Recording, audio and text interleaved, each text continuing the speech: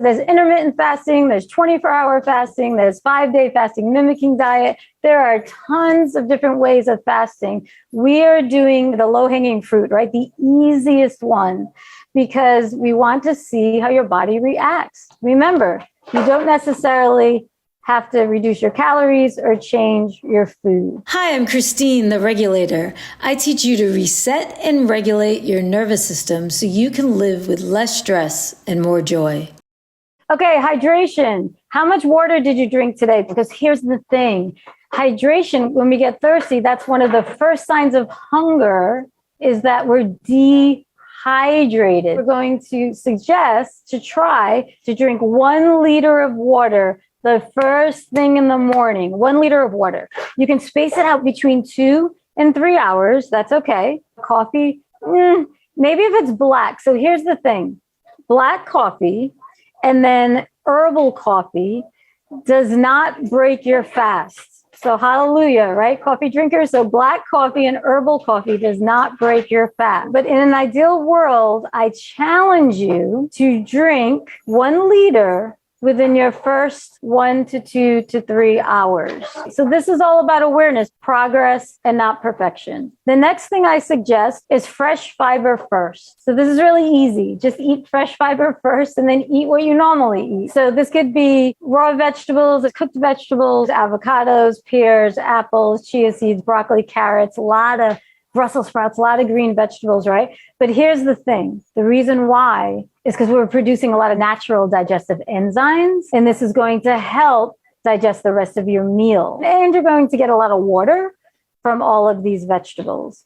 So fresh fiber first. And then mindful eating technique. 80% of the time, messages are going up from the body to the brain. Our brain will register that we're full in 20 minutes. So if you eat really quickly in 15, it's very easy to overeat. Put the fork down in between each biteful, savor your food, taste your food. There's a lot of mindful eating techniques. Diving into organic, there's something called a clean 15 and a dirty dozen. These are lists from the Environmental Working Group. It comes out each year and it varies slightly each year. So the dirty dozen are the certain fruits and vegetables that have the most pesticides on it. The clean 15 are the fruits and vegetables that are the cleanest. If you're looking to go organic or try organic, or you have this budget and you're like, gosh, organic's a little expensive, look at the clean 15 and the dirty dozen and start there. Because think about it, the dirty dozen, that has the most pesticides. I would suggest going organic there first. I mean, when you go organic, it's all about sourcing too. There's a lot of co-ops, there's a lot of small farms. A lot of these farmers live to help people like us that want to live holistically, okay?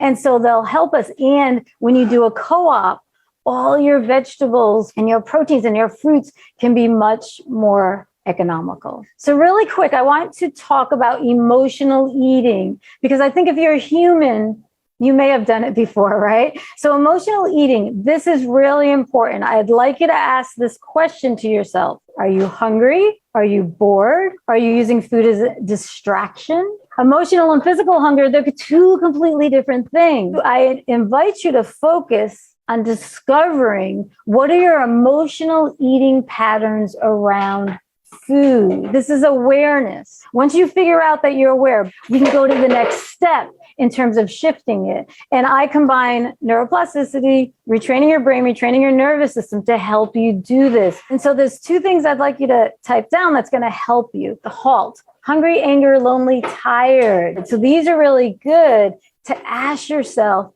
before you pick up whatever said food is you're going to eat. 2 more that I'll put in bonus tips. One is RAIN, R-A-I-N. It's recognize, allow, investigate, and nurture. This is a mindful technique. And this is from Tara Brach, this mindful technique. This is amazing for just about anything in your life, but it's really good for emotional eating. The other thing is SAIN, S-A-I-N, stop, allow, investigate, and non-judgment. So the whole point is we're gathering information of what your emotional eating patterns are. And so with that being said, move through this process with a beginner's mind.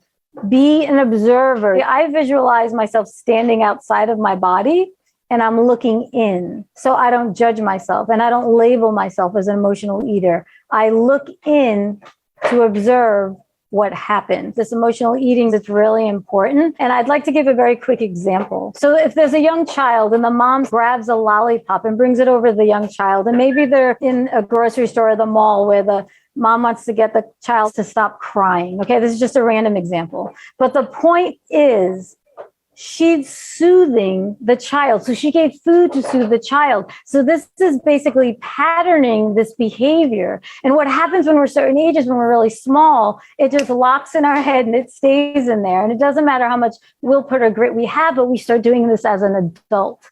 So this is one good example of how your biography becomes your biology. And then all of a sudden you think you're a bad person, you do the shame guilt, you don't think you have willpower. Oh my God.